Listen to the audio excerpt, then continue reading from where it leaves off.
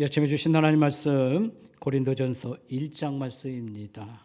여러분 가지고 있는 성경 신약 성경 고린도전서 1장 말씀입니다. 10절, 18절, 31절 제가 이렇게 띄엄띄엄 읽도록 하겠습니다. 신약 성경 263페이지 참고하시기 바라겠습니다. 고린도전서 1장 10절 말씀입니다. 형제들아, 내가 우리 주 예수 그리스도의 이름으로 너희를 구원하노니 모두가 같은 말을 하고 너희 가운데 분쟁이 없이 같은 마음과 같은 뜻으로 온전히 합하라. 18절 말씀입니다. 십자가의 도가 멸망하는 자에게는 미련한 것이요 구원을 받는 우리에게는 하나님의 능력이라. 31절 말씀. 기록된 바 자랑하는 자는 주 안에서 자랑하라 함과 같게 하려 아멘이라. 아멘. 이 시간 우리가 영상으로 우리가 하나님께 찬양을 올리고 여기 같이 동참하도록 하겠습니다.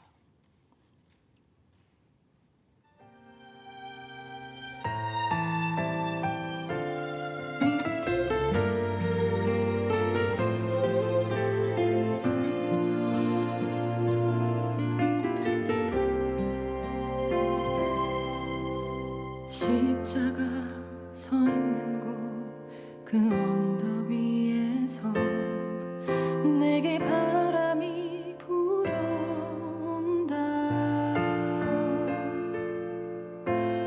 내 모든 죄를 나의 모든 허물을 깨끗게 하신 바람이 불어온다. 아버지의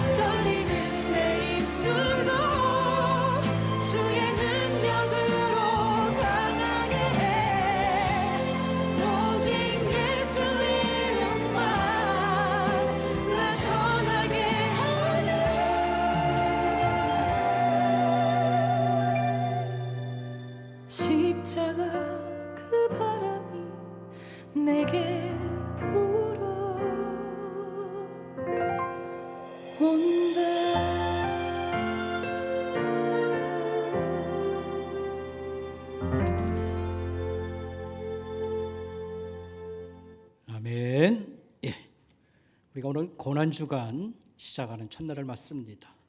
우리가 십자가의 의미에 대해서 지난 시간에 말씀을 생각했고 오늘 한 번 더 생각하도록 하겠습니다. 그래서 제목을 십자가의 사랑 얘기 이런 제목으로 말씀을 생각하도록 하겠습니다. 예수님보다 높으신 분은 없습니다. 변화산 사건 때에 제가 자세히 설명은 않습니다만 하나님의 목소리가 하늘에서 들려왔습니다. 예수님을 향하여서 이는 내 사랑하는 아들이니 너희는 그의 말을 들으라 이렇게 했습니다. 하나님께서 내 사랑하는 아들이다 라고 말씀했습니다. 예수님의 부활을 설교하던 베드로가 이와 같이 사람들에게 말했습니다. 너희가 십자가에 못 박은 이 예수를 하나님이 주와 그리스도가 되게 하셨도다 이렇게 말했습니다. 주와 주인이요 왕이시며 그가 그리스도다 구세주다 이렇게 소개하고 선포했습니다. 예수님께서 부활 후에 40일 만에 하늘로 올라가실 때에 마지막 남겨주신 말씀이 이것이었습니다. 하늘과 땅의 모든 권세를 내게 주셨으니 너희는 나를 배경으로 하고 가서 모든 족속으로 제자를 삼으라 이런 말씀을 주셨습니다. 우리가 지난번에 배웠던 요한계시록에서 하늘에 예배드린 광경이 여러 차례 소개되어 있습니다. 거기 5장 말씀해 보니까 하늘 위에와 땅 위에와 땅 아래와 바다 위에와 그 가운데 모든 피조물들이 이르되 보좌에 앉으시니와 성부 하나님입니다. 어린 양에게 예수 그리스도입니다.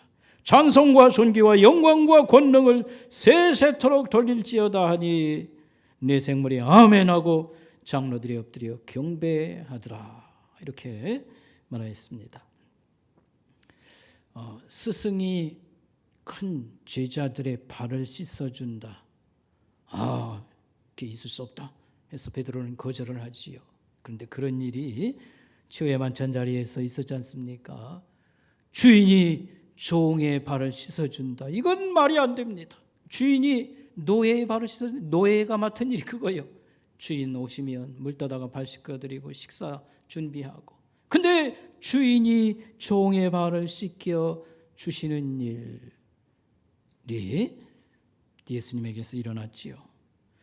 그래서 예수님의 십자가의 죽으심은 어떤 의미가 있을까 할 때 주인이 종을 구하기 위해서 목숨을 버린 사건, 주인이 노예 하나 살리고자 자기의 목숨을 바친 사건에다가 비유할 수 있고 왕이 백성을 구하기 위해 자기 목숨을 제물로 바친 사건이라고 말할 수 있습니다.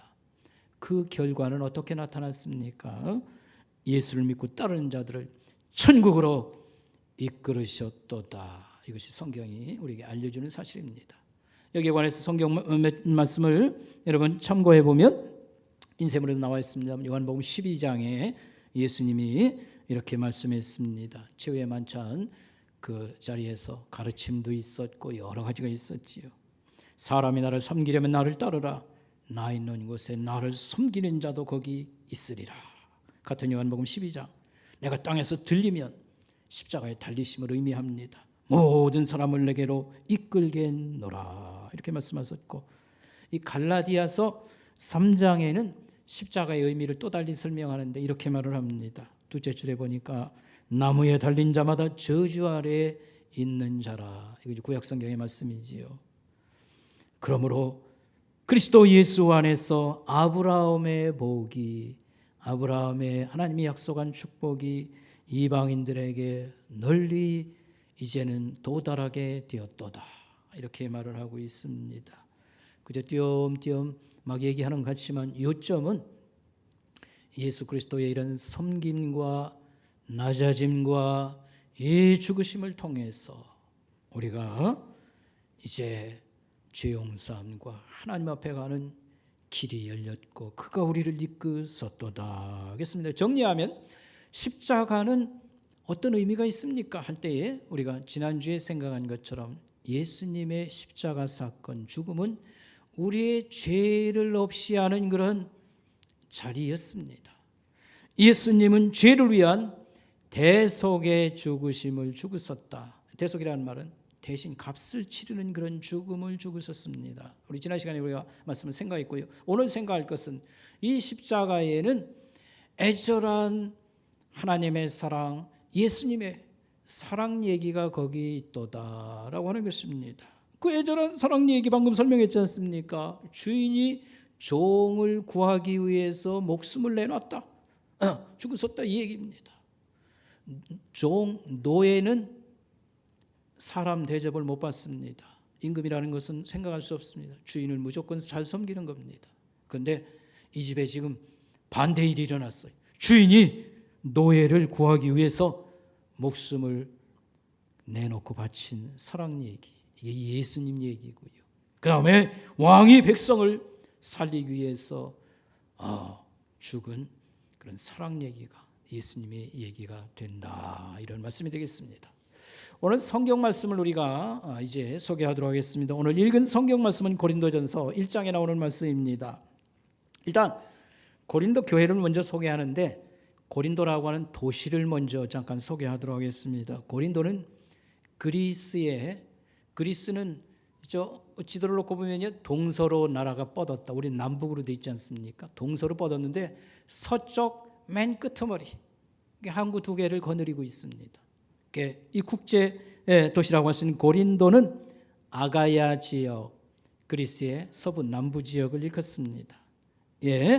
도시국가 역할을 했었는데, 유명하기로는 아테네보다 훨씬 유명세가 있는 국제도시 그랬습니다.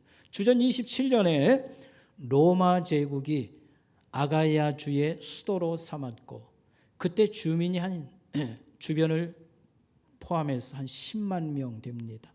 거창한 겁니다. 지금부터 2000년대에 이 도시가 주변 넓게 이렇게 포함해서 주민이 10만 명, 굉장한 그런 도시였음을 우리가 기억하면 좋겠습니다. 제가 어제 찾아보느라고요, 강원도의 제일 큰 도시가 인구가 얼마나 있을까 할 때 세 개 도시, 춘천, 원주, 강릉, 이 세 도시만 10만 명이 넘어가면 20만도 있고 합니다만, 아무리 큰 강원도에서 큰 도시도요 10만 명짜리가 없습니다. 우리 그 설악산 밑에 그 큰 우리 전국에서 관광객이 몰리는 속초시는요 8만 한 3천밖에 되지 않더라고요. 그러니까 인구 10만에 이 고린도 하면 국제적인 도시고 컸다라고 하는 것을 우리가 먼저 생각하면 좋겠습니다. 여기에는 2년마다 열리는 그 올림픽 게임과 같은 그런 경기가 열리고요. 운동장이 한 15,000명을 수용할 수 있는 그런 것이고 그렇습니다. 일단 그렇게 하고요. 바울이 이곳에 추후 50년에 도착해서 교회를 세웠습니다. 전도를 해서 교회를 세웠습니다. 이게 고린도 교회입니다. 고린도 교회는 지금까지 오늘날 연구한 그런 결과물에 의하면 교인이 한 50명 정도 이렇게 모였을 것으로 봅니다. 가이오라고 하는 사람이 자기 집을 내놔서, 이 사람은 좀 살만한 사람인데 집이 좀 이렇게 넓은데 자기 집에서 교회가 시작되었습니다. 그래서 한 50명, 또 이렇게 조금 더 추정을 하자고 하면 가이오의 집 말고 또 다른 곳에도 모임이 있다고 하면 50명이 훨씬 넘어가는 그 정도로 모였고요. 교인들의 그 신분들은 어땠냐면 자유민이라고 해서 보통 이제 서민들, 그죠? 일반 사람들 이렇게 생각하면 돼. 그 당시에는 노예들이 많이 있었어요. 그래가지고 노예들과 그 다음에 보통 평범한 평민들로 구성되었습니다. 그리고 노예에서 이제 해방된 사람들 하니까 구성원들이 한 세 가지 색깔의 사람들로 채워진 그런 교회. 그들의 경제 수준은 어땠는가 할 때에 제일 바닥이었습니다. 하루 벌어서 하루 먹고 사는 사람들, 왜 이렇게 추정을 할 수 있는지 그거는 나중에 기회 있을 때 다시 설명하겠습니다. 그런데 이 고린도 교회는 중요성이 있습니다. 고린도 교회가 매우 중요하다라고 하는 것입니다. 왜냐하면 그리스를 대표하는 교회다 이렇게 말할 수 있습니다. 그리고 이제 여러분 그 소아시아 7교회 하면 그 중심이 에베소, 즉 터키 지역에서는 에베소 교회, 그리스 지역에서는 고린도 교회. 근데 고린도 교회는 예수님이 돌아가시고 한 20년 지났을 때 세워진 교회고, 그때 교회 형편이 어땠어? 그걸 보여줘요. 그래서 이 고린도 교회는 그 설명이 굉장히 많지요. 고린도전서 후서라고. 그래서 고린도 교회를 잘 보면 예수님 돌아오고 한 20년 지났을 때 교회 형편이 어땠는가 그걸 잘 알 수 있습니다. 우리 성경책이 그 연대별로 이렇게 기록된 게 아닙니다. 우리가 마태, 마가, 누가, 요한복음 있잖아요. 복음서라고 합니다. 이것은 주후 70년 이후에 기록되어 있습니다. 그 중에 제일 먼저 기록된 게 마가복음인데 주후 70년. 근데 고린도서는 50년대 기록되어 있으니까 마가복음, 마태복음보다 훨씬 벌써 20년이나 먼저. 그래서 바울이 세운 지역의 교회들과 그 다음에 하나님께 영감을 받아 써보낸 편지들, 바울이 했던 이 고린도전은 제일 먼저다 이렇게 볼 수 있어요. 그러니까 그 당시 교회의 형편이나 그들은 어떤 그런 신앙생활을 하고 있을까, 이걸 참조할 때 매우 중요하다고 말할 수 있겠습니다. 자, 그런데 이 고린도 교회는 아주 자랑만 있는 모범적인 교회냐면 그러지 않습니다. 오늘 우리하고 비슷한 면들을 갖고 있어요. 거꾸로 우리가 배울 게 또 깨달을 게 많은 점이 있다 이 말입니다. 고린도 교회에 어려운 점, 문제점들이 있다고 하는 걸 잘 우리가 보면 알 수 있습니다. 고린도 교회는 부유한 한 가정이 있어서 너지간 자기 집을 내놔서 거기서 모여서 예배를 드리며 이렇게 시작되어서 진행 중에 있습니다. 이 집주인은 성경을 읽어보니까 가이오라고 하는 사람이 바로 교회를 이렇게 후원하고 돌보는 사람으로 소개가 되어 있습니다. 그런가 하면 이 그리스에 동쪽 교회들이 또 있어요. 마케도니아 지역이라고 하는데 거기에는 빌립보나 데살로니가 교회들입니다. 근데 성격이 서쪽 이 고린도하고는 좀 달랐어요. 동쪽 지역의 교회들은 쉽게 설명하면 우리 그 동업자 조합, 노동조합, 뭐 요즘에는 회사가 발전했으니까 노동조합이 있고, 옛날에는 장사하는 사람들의 그 뭐라 할까요? 그 동업자 조합이 옛날에도 있었습니다. 옛날에 지금이나 뭐 사는 게 비슷비슷합니다. 그래서 그들이 서로 이렇게 회비를 내고 공동으로 어려운 그런 문제가 생기면 뭐 이런 비용도 쓰고. 근데 이 동쪽에 있는 마케도니아 교회들은 그저 신자들이 어려운 사람들이 고만고만해가지고요. 누가 뭐 집을 자기 집 내놓을 사람도 없고, 그러니까 이렇게 십시일반으로 헌금을 모아서 교회 어려움 또 뭐 이렇게 식사도 하고 성찬도 하고 뭐 전도도 하고 그런 교회들인가 하면 이 고린도 교회는 그래도 유력한 자기 집이라도 내놓을 이런 그런 신자가 있어서 그저 그래도 편안한 교회 생활을 하고 있는 교회, 이게 이제 특징입니다. 근데 문제는 이 편안하다고 하면 이게 좋은 것 같지만 늘 기도하는 게 하나님 좀 편안함을 주세요. 너무 이렇게 힘든 삶이 있습니다. 편안한 걸 구하는데 편하면 이게 좋은 일만 있는 게 아닙니다.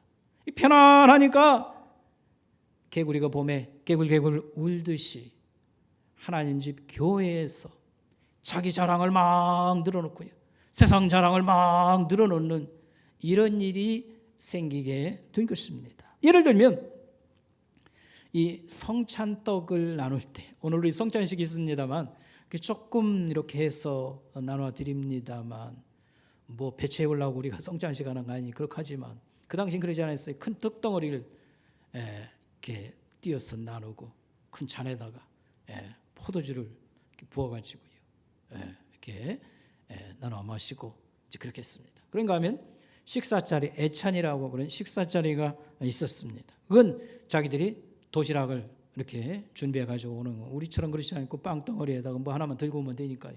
그런 식으로 해서 식사를 하는데, 옛날에 뭐 시계가 정확히 있나요? 그러니까 먼저 온 신자들 이렇게 테이블 방 쪽에 있는 거기에 앉아서 먼저들 잔뜩 먹은 겁니다. 자기들은 배가 이렇게 나와가지고 잡담이나 하고 있는데 나중에 온 사람들, 그건 분명히 노예들일 겁니다. 끝까지 일을 주인이 시키지 않겠어요? 그래가지고 껌껌해졌을 때에 온 사람들은 빵도 준비해가지고 오지도 못하고 성찬떡도 받지도 못했습니다. 그러다 보니까 자꾸 먹는 사람 먹지 못하는 사람, 배부른 사람 굶은 사람, 교회 안에서 빈부의 문제가 등장을 한 것입니다. 그 다음에 또 여기 1장에 보니까 우리 10절부터 거기 읽어보면 나는 누구에게서 은혜를 받았다, 누구에게서 하나님 말씀을 잘 배웠다 해서 교인들 사이에 계파 문제가 생긴 겁니다. 누구의 계열 사람들, 뭐 요즘 말하면 그런 게 생긴 거예요. 그 다음에 나는 방언을 잘 말한다 해가지고 은근히 다른 건 못해도 뭐 이렇게 자랑하는, 자기 자랑을 말하는 이런 문제. 저는 한 3가지만 얘기했습니다. 그 말고도 여기 읽어보면요, 여러 가지 문제가 등장한 것입니다. 이럴 때에 사도 바울 선생이 자기가 개척했던 이 교회 사람들의 상황을 전해 듣고서 그가 편지를 써보내면서 예수님의 십자가 얘기를 꺼내 가지고 온 것입니다. 예수님의 십자가 얘기를 가지고 왔습니다.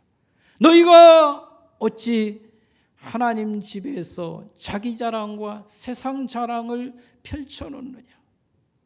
하나님 집에서 특별히 우리 주 예수 그리스도의 그 사랑 얘기와 가슴 절절한 이런 묵상하고 그 다음에 이것을 전파하고 이걸 얘기하고 고백하고 막 이렇게 해야 되는데, 아니 여기 시장밖도 아니고 무슨 일가 친척들 모인 자리도 아닌데 뭐 이런저런 세상 자랑을 하느냐, 이렇게 말하게 된 것입니다. 우리가 사순절 기간을 지금 이제 다 끝났지요. 오늘 사순절 기간은 이제 끝나고 이제 이번 한 주간 고난 주간이 그다음에 이제 부활주일로 연결됩니다. 우리가 사순절 기간에 성경을 묵상하고 또 배우고 또 이렇게 하면서 여러 가지 주님을 생각할 때 감동이 있어야 되고 새로운 눈이 열렸습니다. 나는 이걸 잘 몰랐었는데.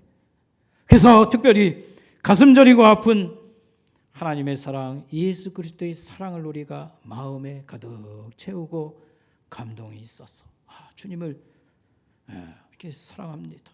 우리가 이런 마음으로 가득 차야 되는 것입니다. 하늘과 땅에 울려 퍼지는 찬송과 북소리와 그 감격스러운 그런 목소리를 우리가 영의 귀로 들으면서 참 복받은 인생 속에 나도 들어가고 이런 인생의 그런 답을 주시니 너무도 감사합니다. 이것이 오늘 우리에게 있어야 된다, 이런 말씀이 되겠습니다. 그런데 잠시 좋게 말하면 생각이 정신줄을 놨어요. 해가지고 막 개구리처럼 떠들고 앉았습니다. 우리 아파트 평수가 뭐 몇 평이고 그 다음에 자식 자랑 얘기를 이렇게 하고 이제 선거철에 뭐 내가 지지했던 뭐 여당 야당 뭐 보수 진보를 자랑하고 이거 우리 얘기인가요? 우리가 특별히 사순절, 고난주간, 부활, 이것은 우리의 인생에서 가장 소중한 얘기들입니다. 우리 인생의 가치관, 모든 삶의 결정적인 그런 그 알맹이를 차지하는 것들입니다. 그래서 우리가 하나님 집에 모일 때에는 이런 걸 이렇게 나누고요, 또 강조하고 고백하고 그렇게 해야 될 것입니다. 근데 그러지 아니하면 우리가 껍데기로는 뭐 예수님 찾고 하나님 은혜가 크다고 그러고 뭐 우리 미래를 얘기하고 어쩌고 그러는 건데, 잘 차려진, 비유하자면 잘 차려진 음식 한 상 받아놓고 똥 얘기를 꺼낸 사람과 마찬가지입니다. 나 배탈이 나가지고 요즘 막 3일 동안 아무것도 못 먹고 그랬는데 오늘 이렇게 그냥 풍성한 식탁을 받으니까 얼마나 나를 생각해가지고 이렇게 준비한 거냐고. 그냥 뭐 설산한 얘기만 하고 앉았는 겁니다. 다른 사람들 말은 안 하지만 속으로 왜 저런 얘기를 하냐고. 이 좋은 식탁을 받아놓고 그런 것과 마찬가지라고 말하겠습니다. 여러분, 우리가 살면서 좋은 일을 만날 수가 있습니다. 뭐 그거 다 무시하고 하지 말라는 얘기 아닙니다만, 우리가 형편이 나아지거나 이거 기도했고 그런 건 간증으로 우리가 한다고 모르지만, 정신없이 하다가 보면 자기 자랑이 여기저기 널브러졌습니다. 그래서 그 일가 친척들, 세상 친구들 만났을 때 많이 얘기하고, 뭐 속으로는 그냥 입이 삐죽삐죽 하겠지만 하여튼요, 그렇게 하고 우리가 정말 복받은 인생이 되는 거를 생각해 보고 그 다음에 우리의 진정 자랑은 예수 그리스도 하나님의 이 사랑에 있도다. 이걸 많이 배우고 묵상을 하고 그래서 우리가 이런 걸 나누고 기뻐하는 거 이게 오늘 우리에게 있어야 될 그런 말씀 내용이라고 하는 말이 되겠습니다. 자, 그러면 여기서요. 누가 하나님의 사랑받은 자냐? 하나님의 복을 받은 자냐? 세상에서 복이라고 하는 것은 많은 얘기들을 사람들은 담고 있습니다. 별별 얘기를 다 합니다. 이게 복이다 저게 복이다 뭐 그거 다 따지고 뭐 이렇게 하자는 얘기는 아니고요. 어쨌든 누가 진짜 복 받은 사람이냐라고 하는 것을 우리가 또 한 번 생각을 해보자 이런 말씀입니다. 오늘 이 바울 사도는 우리가 지금 10절부터 31절까지 읽었으면 다 안 읽었잖아요. 띄엄띄엄 읽어가지고 중간에 빠졌습니다만 거기 이런 말을 하고 있습니다. 우리 자신들을 돌아봐라. 우리는 이런 비참한 사람이었는데 이런 복을 받은 사람이도다. 이걸 복받은 쪽에서 여러분 생각을 해봐야 됩니다. 이걸 얘기하고 있습니다. 여러분 그 인쇄물에 보면 그 사라고 된 데 보면 쉬운 성경으로 쉬운 성경으로 26절부터 27절 뭐 이렇게 써놓은 줄 압니다. 우리 같이 한번 보면요. 자, 성도 여러분, 하나님께서 여러분을 부르셨을 당시 여러분의 모습이 어떠했는지를 생각해 보십시오. 세상의 표준으로 볼 때 지혜 있는 사람이 많지 않아 있고 권력 있는 사람도 많지 않아 있고 그 다음에 가문 좋은 사람도 많지 않았습니다. 그러나 하나님께서는 지혜로운 것들을 부끄럽게 하시려고 세상에 미련한 것들을 선택하셨고 강한 것들을 부끄럽게 하려고 세상에 약한 것들을 선택하셨으며 하나님께서는 세상에 비천한 것들과 멸시받는 것들 그리고 아무것도 아닌 자들을 선택하여 유력한 자들을 패하게 하셨습니다. 이렇게 말을 했습니다. 미련한 것들, 똑똑한 구석이 하나도 없고 약한 것들, 건강 힘 없어요. 이 빈약한 체력을 가진 자들, 비천한 것들, 잘난 구석쟁이 없다는 것입니다. 멸시받는 것들, 무시당하며 살아왔고 지금 사람들 앞에서도 역시 그런 속에 들어가는 자들, 아무것도 아닌 자들 하나님께서 모으셨습니다. 사랑해 주셨습니다. 이들을 쓰십니다. 요점은 이것입니다. 이게 복받은 게 아니겠습니까? 이런 말이 되겠습니다. 여러분 제가요 이걸 좀 더 살아붙여 설명하겠습니다. 저를 잘 보시기 바랍니다. 우리 자신들을 한번 우리가 생각해 보자 이 말입니다. 여기 말하는 것처럼 미련한 것들, 약한 것들, 비천한 것들, 멸시받는 것들, 아무것도 아닌 것들, 쉽게 말하면 똑똑지 못하고 건강하지도 못하고 나이는 잔뜩 들고 잘난 구석쟁이 없고 무시당하며 살만한 조건을 가진 사람들, 그러나 하나님께서 이들을 모으셨습니다. 사랑하셨습니다. 우리를 세우십니다. 우리를 쓰십니다. 이게 복받은 게 아니면 무엇이겠습니까? 그런 말이 되겠습니다. 우리는 세상에서 가장 밑바닥에 놓인 그런 처지에 있는 인생이었습니다. 하나님 말하기를 죄 많은 자 속에 들어가고 열심히 산다고 했습니다만 가난이 여전히 있고 병들미 있고 그저 주변 돌아보고 앞날 내다보고 한숨 짓는 인생. 그러나 하나님이 추첨하셔서 뽑으셨다는 뜻입니다. 하나님이 하여튼 추첨하셔서 복받은 자가 되게 하시고 돈으로 살 수 없는 복을 주셨습니다. 무슨 복입니까? 생명과 신분과 나라를 우리에게 주셨습니다. 저는 한 세 가지만 여기 이렇게 풀어 설명했습니다.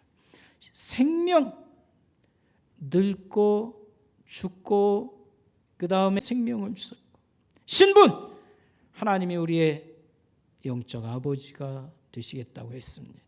나라, 좋은 환경은 말할 것도 없고 좋은 사회요, 좋은 왕이 다스리고 좋은 사람들로 채워지는 그런 세상을 우리에게 약속하고 주셨습니다. 이것은 이것을 작은 일로 아는 사람. 난 그거 너무 막연하고 믿어지지가 않아. 뭐 그럴 수도 있습니다. 그러면 초신자든지 신앙의 1학년, 2학년 수준이라고 봐야 되겠습니다. 여러분, 이런 말씀들은 현실에 없는 그렇다고 하는 막연한 그런 소설 같은 얘기가 절대로 아닙니다. 여러분, 우리 하나님은 천지를 지으신 분입니다. 하나님의 실력을 우리 눈으로 쳐다보고 늘 확인할 수 있습니다. 하나님은 천지를 지으신 하나님. 그 위대함과 그 정밀함과 그 아름다움과 그 철저한 천지를 지으시고, 우리가 뭐 과학을 자랑하고 뭐 기술을 자랑하고 뭐 굉장합니다만 세포 하나도 우리는 만들지 못합니다. 세포를 못 만들어요. 그리고 파리 한 마리도 만들지 못합니다. 인간의 한계입니다. 이게 우리의 실력이요 능력입니다. 우리 하나님은 우리 몸뚱이 하나만 놓고 관찰해도요 기가 막힙니다. 이 몸뚱이 하나 띄어도 안 되고요. 너무너무 정확하고 위대하고, 이게 하나님의 실력이십니다. 오늘 성경의 모든 말씀과 가르침은 잘 배우고 묵상을 해보면 기가 막히고 참 놀라운 그런 일입니다. 하나님의 위대하신 실력과 그 성품과 그 대단한 것이 우리 앞에 그대로 실정될 수 있는 그런 내용이 되겠습니다. 자, 오늘 얘기 다시 한번 정리해 보겠습니다. 우리가 여러 가지 지금 여기 고린도전서에 말한 것처럼 똑똑지 못하고 또 건강치도 못하고 잘난 것도 없고 그저 경쟁에서 밀리기도 하고 뭐 이렇게 무시당하며 이렇게 살아온 이런 현실들. 그래서 좀 뭔가 좀 이렇게 나은 일이 있으면 뭐 자랑을 하고 어쩌고 그럽니다만 그 부스러기 가지고 거기서 위안 삼고 소망 삼지 말라는 그런 말입니다.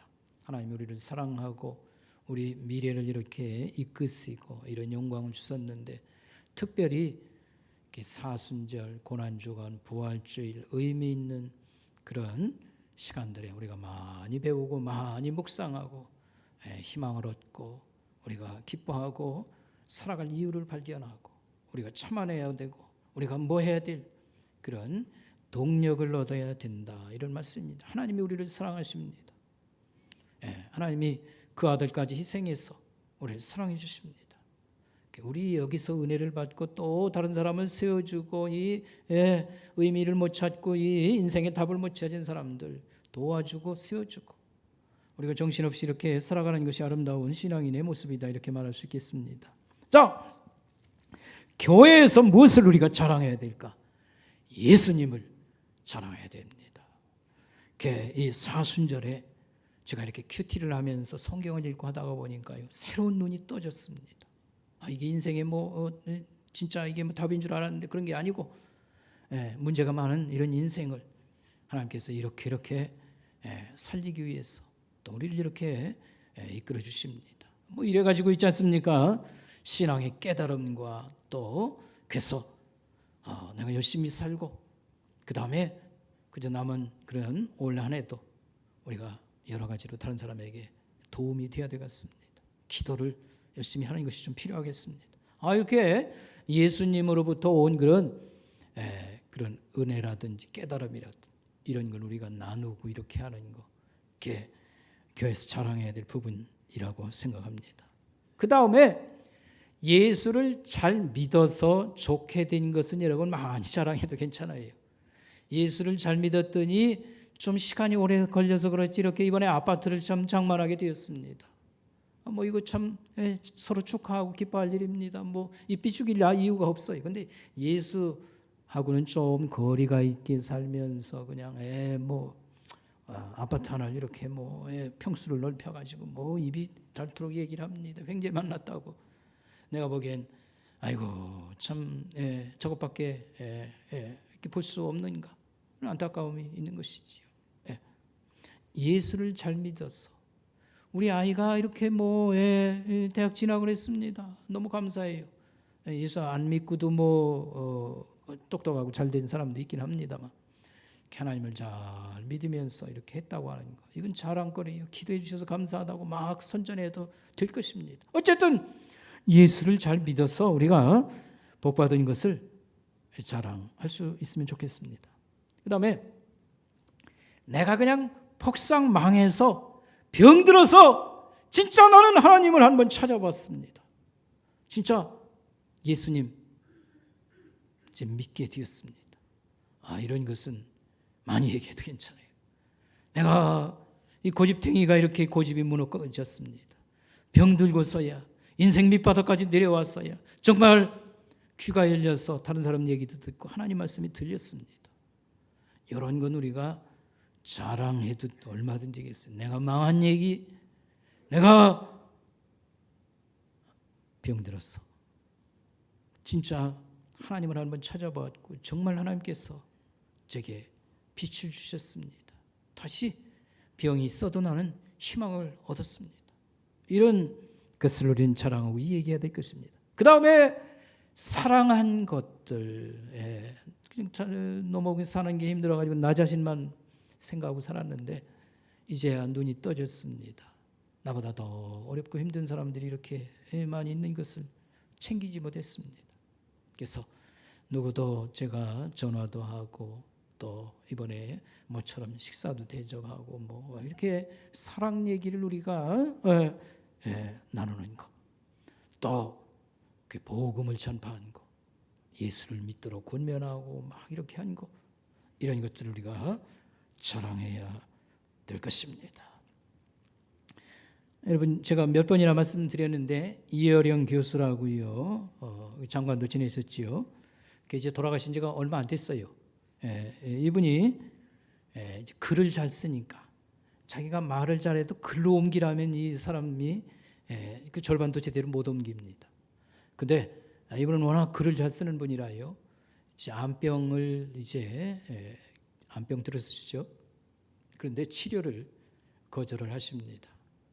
나는 뭐 예수도 믿었는데 이제 늦게 믿으신 분입니다만 이렇게 하면서 그 느낌과 이런 걸 글로 표현을 했어요. 그래서 작년 11월 달에 책이 하나 나왔습니다. 자기가 뭐 쓴 게 아니고 신문 기자와 인터뷰를 해서 그걸 모아서 책으로 냈고 이제 마지막 돌아가시면서 남기신 그런 대화가 또 책으로 나오고 했는데 우리가 한번 참고해 볼 필요가 있습니다. 근데 거기 보면 이 죽음의 경험을 소개를 했습니다. 죽을 때는 병들어서 이렇게 아파가지고 뭐 신음하다가 어느 날 숨 끊어지면 죽는 거지 뭐, 그게 아니라 죽음의 공포라고 하는 것이 밀려온다는 걸 얘기했습니다. 이것은 몸의 아픈 통증하고는 다르라고 했습니다. 죽음의 공포, 그걸 이렇게 메워서 죽음의 공포가 뭡니까?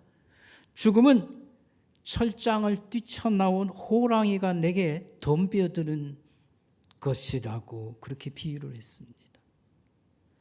호랑이가요, 포효라고 그러죠. 왕! 우리 제침에 있지 않습니까? 산이 찌렁찌렁합니다. 근데 겁없는 멧돼지 같은 것도 덜덜덜 떨어요.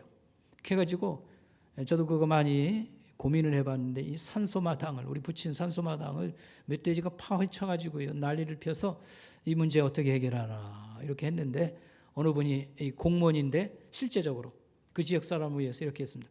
호랑이 울음소리를 녹음을 했어요. 그걸 이렇게 울리도록 했더니 멧돼지 같은 것도 왔다가 했잖아요. 그 호랑이 울음소리 듣고요, 덜덜덜 하면서 소리도 없이 사라지는 겁니다. 죽음의 공포라고 하는 것은 자기가 표현하자면 호랑이가 철장을 뛰쳐나와 가지고요 사람에게 달겨드는 그런 것이라고 말을 했습니다. 여러분, 죽음이 사람을 이렇게 괴롭히고 물고서 지옥으로 가는 것입니다. 무슨 아파트 자랑이며 뭐 자식 자랑이 그게 무슨 의미가 있습니까? 병들어서 이렇게 죽음의 그런 것들을 이제 뭐 기다린다고 할까요? 그런 사람에게 있어서 그분 책에 이런 얘기가 나옵니다. 죽음 앞에 당당하게 웃을 수 있는 사람은 역사의 인물 중에 예수 그리스도밖에 없다. 그래서 내가 예수를 믿게 되었습니다. 이렇게 말을 했습니다. 그러면서 뒤늦게 깨달은 인생의 교훈이 있다면 말씀해 주세요 라고 했더니 이렇게 말을 했습니다. 내가 깨달은 생의 진실은 이것이다. 우주에서 선물로 받은 이 생명처럼 내가 내 힘으로 이뤘다고 생각한 게 다 선물이었습니다. 내가 이뤘다고 하는. 이분은 글을 잘 쓰거든요. 대한민국을 대표하는 지성인이라고 일컫는 분입니다. 그 딸이 또 잘 됐어요. 딸이 미국에 어렵다는 좋은 그런 명문 법학대학을 나와가지고 변호사가 되고, 근데 이제 그 딸이 이제 예수를 믿지요. 그런 사연이 있어서 예수를 믿습니다. 그리고 아빠를 이제 전도를 하게 된 것이지요. 그런데 글을 잘 쓴다고 하는 것은 뭐냐면 지식을 추구하는 겁니다. 그 다음에 진리를 향한 탐구라고 말할 수 있겠습니다. 그래서 사실 솔직하게 말하기를 내가 똑똑해서 글 잘 쓰고 뭐 대표 지성인이라는 얘기를 들었는데 마지막 깨달은 것은 이것입니다. 하나님께서 나와 내 딸을 사용하셨다고 하는 사실, 하나님의 은혜였습니다. 이게 그의 마지막 깨달은 진리라고 말했습니다. 내가 똑똑해서 뭐 글줄이나 쓰고 뭐 자식도 잘 키우고 뭐 그런 줄 알았는데 하나님이 나와 내 딸을 사용하시더라고요. 이게 하나님의 선물이었습니다. 모든 게 다 선물이었습니다. 기프트였습니다. 모든 것이 하나님의 은혜였습니다. 이게 마지막 깨달은 진리라고 말했습니다. 여러분, 우리가 이 사순절 고난주간에 다짐할 것이 있다고 생각을 합니다. 우리가 세계적인 이 전염병, 많은 사람을 쓰러뜨리고 죽인 이 전염병을 우리가 견뎌냈습니다. 그래서 이 속에서 하나님의 돌보심이 있었다, 은총을 감사하고 군대 한 번 갔다 온 것 마냥 있지 않습니까? 근 3년 가까이 군 생활한 것 마냥 이 어떤 체험을, 죽음을 통과한 그런 경험을 가졌으니까 우리가 자신감을 가지고 감사하는 마음으로 용기 있게 우리가 살 것을 이렇게 결심하고 또 실천하면 좋겠습니다. 몇 가지 여러분 제안을 드리자고 하면요, 집에서 영상, 휴대폰으로 영상 들여다보며 예배 드리는 것을 이제는 그만하시기 바랍니다. 왜냐하면 그건 이제 이렇게 전염병이 너무 많이 극성을 부릴 때에 병원에 입원했을 때나 그렇게 하시고 이제는 늘 준비해서 하나님 앞에 예배를 잘 드리도록 해야 됩니다. 마치 이런 거나 마찬가지입니다. 여러분, 전화를 받을 때 집에서 받는 거하고요 사무실에서 받는 것은 태도나 목소리가 완전히 다릅니다. 제가 설명 안 해도 알지 않습니까? 뭐 집에서야 뭐 다리 한쪽 올리고서 있지 않습니까? 고분고분 얘기하지만 그렇게 할 수 있어요. 예비군복을 입었을 때 양복 입었을 때는 다른 겁니다. 예비군복을 아무 데나 앉아가지고요 전봇대에도 오줌도 넣고 그러는데 신사복을 입으면 그러지 않습니다. 잘 준비해서 하나님을 잘 예배하는 것, 하나님을 인격적으로 모시는 겁니다. 높으신 왕을 경배하고 사랑하는 표현입니다. 그래서 우리가 온전한 예배 드리기 힘쓰고요. 두 번째로요, 예수님 고맙습니다, 사랑합니다, 이런 고백이 자연스럽게 나와야 됩니다. 이 사람들만이 구원받은 사람이요 천당 가는 사람들입니다. 뭐 예수님 뭐 예배한다고 왔다 갔다 그러지만요 이런 고백이 없으면 안 됩니다. 주님 너무도 고맙습니다, 사랑합니다. 이래야 이게 참된 신자인 겁니다. 근데 여러분, 신앙의 목표를 이렇게 두시길 바랍니다. 내가 주님을 사랑하되 자식보다 더 사랑하는 것을 목표로 삼으시기 바랍니다. 자식보다 내가 주님을 더 사랑합니다. 그러면 자식도 똑바로 잘 키우게 될 겁니다. 우리 뭐 자식 사랑이라고 하는데 그 속에는 여러 잡부쓰레기 같은 게 너무 많습니다. 자식에 대한 그런 집착이나 여러 가지 맹목적 사랑들, 그래서 가정에서 사실 뭐 쥐잡듯 하고요 사기 꺾어놓고 얼마나 자식을 쥐흔들이지만 이게 다 사랑이라고 생각합니다. 그러나 자녀도 잘 이렇게 정말 사랑을 하려면 예수님에게서 배우고 한 인간으로서 왜 이 자식을 키우는가, 이 자식 잘 키워서 세상으로 날려보내려고 하는 겁니다.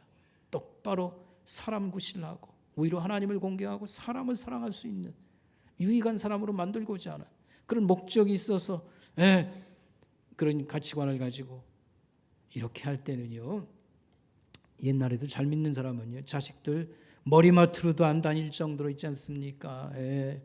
예절을 갖추고 이렇게 양육을 이렇게 했습니다.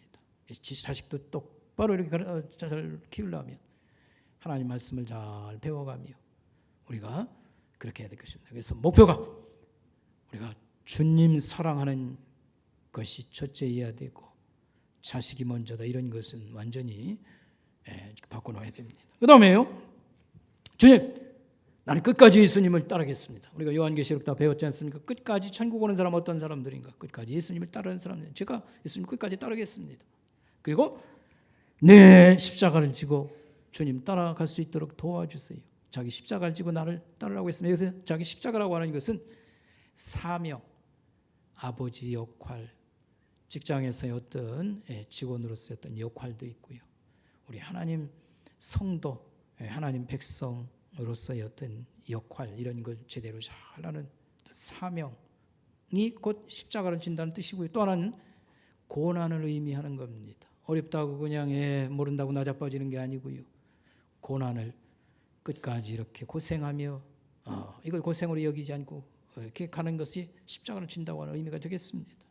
그래서 기도는 늘 내 십자가를 지고 주님을 끝까지 따를 수 있도록 도와주세요.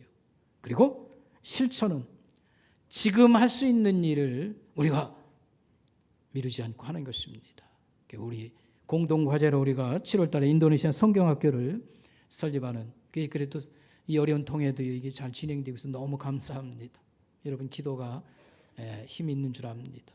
그래서 이런 일에 우리가 기도로 밀어야 되고요.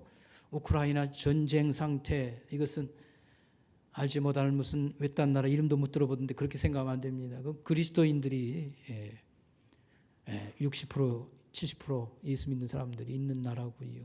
그 다음에 이 침략 전쟁, 떼죽음, 이건 남의 일 아닙니다.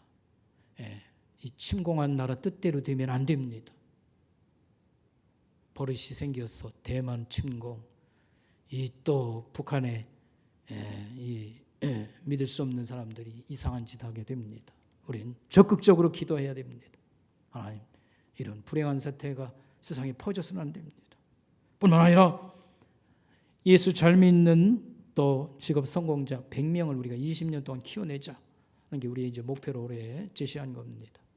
우리 내 자식이 거기 들어가도록 막연한 남의 얘기로 하지 말고 우리가 이를 위해서 기도하고 협력을 해야 되겠습니다. 하나님께서 아무것도 아니고요, 세상으로 말하면 아까 고린도전에서 나왔지 않습니까? 밀리고 참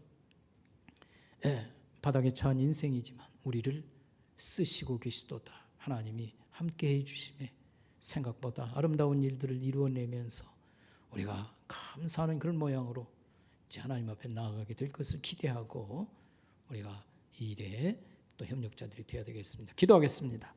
하나님 아버지, 하나님 감사합니다. 고난주간을 저희들이 맞으면서 십자가의 의미를 여러 가지로 우리가 깨닫게 해주심을 감사합니다. 이 십자가에 참 담긴 이 사랑과 또 주님의 이런 희생과 이런 은총을 저희들이 더 많이 누리면서 더 많이 감사하며 기뻐하며 한 주간 살게 하옵시고 부활의 영광을 또 맞는 우리 성도들로 다 삼아 주시옵소서. 예수님의 이름으로 감사하며 기도드리옵나이다. 아멘. 우리 찬송 부르면서 우리 같이 봉헌 예물 드리겠습니다.